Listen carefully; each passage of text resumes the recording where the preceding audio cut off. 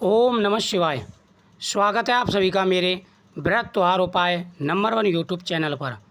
आज मैं आपको सोम प्रदोष व्रत की कथा, महत्व, नियम, व्रत में क्या खाना चाहिए, ये संपूर्ण जानकारी आपको इस वीडियो के माध्यम से प्राप्त होगी। विधि विधान सहित त्रयोदशी व्रत करने वाले मनुष्य को सूर्योदय से प्रथमी ब्रह्म मुहूर्त में उठकर नित्य कर्म से निवृत्त होकर शंकर भगवान का स्मरण करना चाहिए। या जिस दिन प्रदोष व्रत हो उस दिन सुबह उठते ही ओम नमः शिवाय मंत्र का जाप करते हुए बिस्तर सूर्योदय से पहले ही त्याग देना चाहिए। सायंकाल को जब सूर्यास्त में घंटा भर शेष रहे तब स्नान आदि कर्मों से निवृत्त होकर श्वेत वस्त्र धारण कर वह पूजन के स्थान को स्वच्छ जल और गाय के गोबर से लीपकर अच्छी प्रकार से शुद्ध कर लेना चाहिए। ओम नमः शिवाय मंत्र का जाप करते हुए वहाँ पर जल छिड़कना चाहिए। ऋतु फल वहाँ पर एकत्र करके एक थाली में पूजा का संपूर्ण सामान रख लेना चाहिए। सायंकाल के पश्चात और रात्रि आने से पूर्व दोनों के बीच का संध्या समय का जो वर्क होता है उसे ही प्रदोष काल कहा जाता है। त्रयोदशी उर्फ प्रदोष का व्रत करने वाला मनुष्य सदा सुखी रहता है। उसके संपूर्ण पापों का नाश होकर इस व्रत से संपूर्ण मनोकामनाएं पूरी हो जाती हैं। इस व्रत के करने से विधवा स्त्रियों को अधर्म से गिलानी नहीं होती और सुहागन नारियों का सुहाग सदा अटल रहता है। बंदी कारागार से छूट जाता है। जो स्त्री पुरुष जिस कामना को लेकर इस व्रत को करते हैं उनकी सभी मनोकामनाएं पूरी हो जाती हैं। सूत जी कहते हैं कि त्रयोदशी का व्रत करने वाले को 100 गौदान का फल प्राप्त होता है। इस व्रत को जो विधि विधान और तन मन धन से करता है उसके सभी दुख दूर हो जाते हैं। सभी माता बहनों को 11 त्रयोदशी या पूरी साल की 26 त्रयोदशी का व्रत करना चाहिए। उसके बाद उद्यापन करना चाहिए।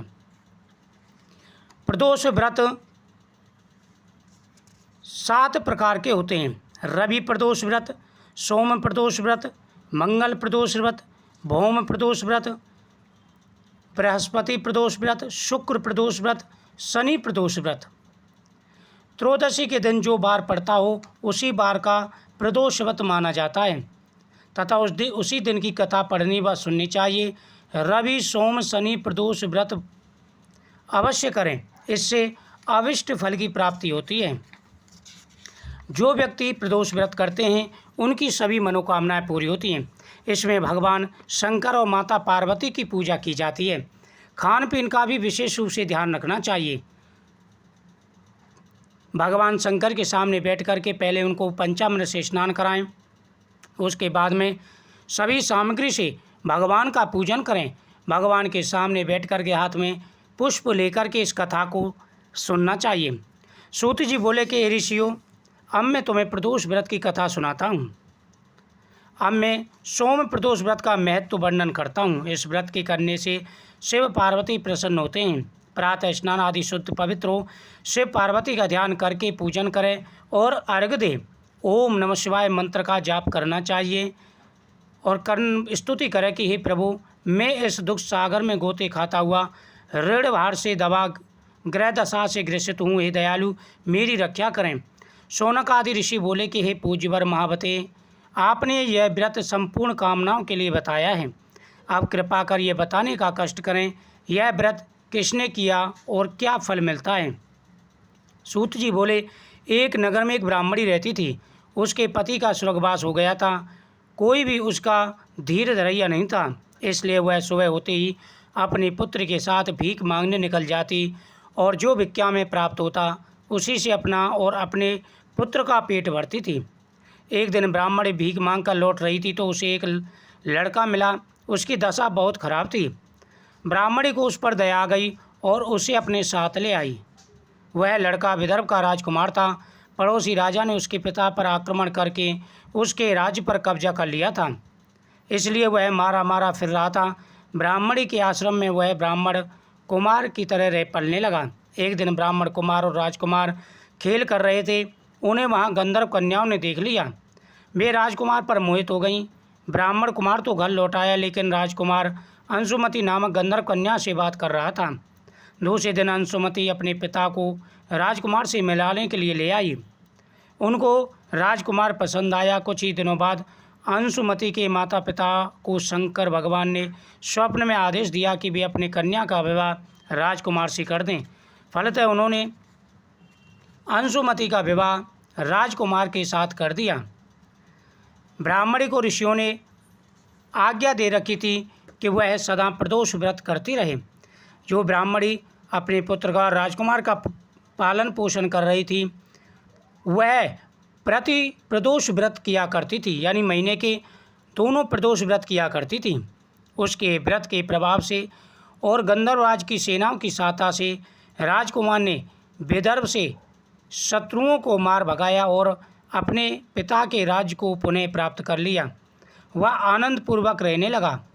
राजकुमार ने ब्राह्मण को अपना प्रधानमंत्री बनाया।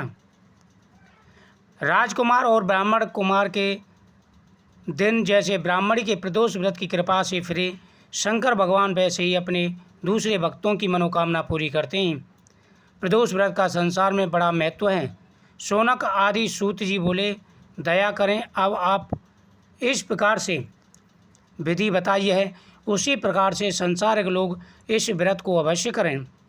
प्रदोष व्रत करने से भगवान शंकर प्रसन्न हो जाते हैं। इस दिन आप निम्न उपाय कर सकते हैं। प्रदोष व्रत वाले दिन भगवान के सामने चौमुखी दीपक जलाने का विशेष महत्व माना जाता है। प्रदोष व्रत वाले दिन आप शिवलिंग पर 11 बेलपत्र के पत्ते चढ़ा सकते हैं। इसका विशेष महत्व है।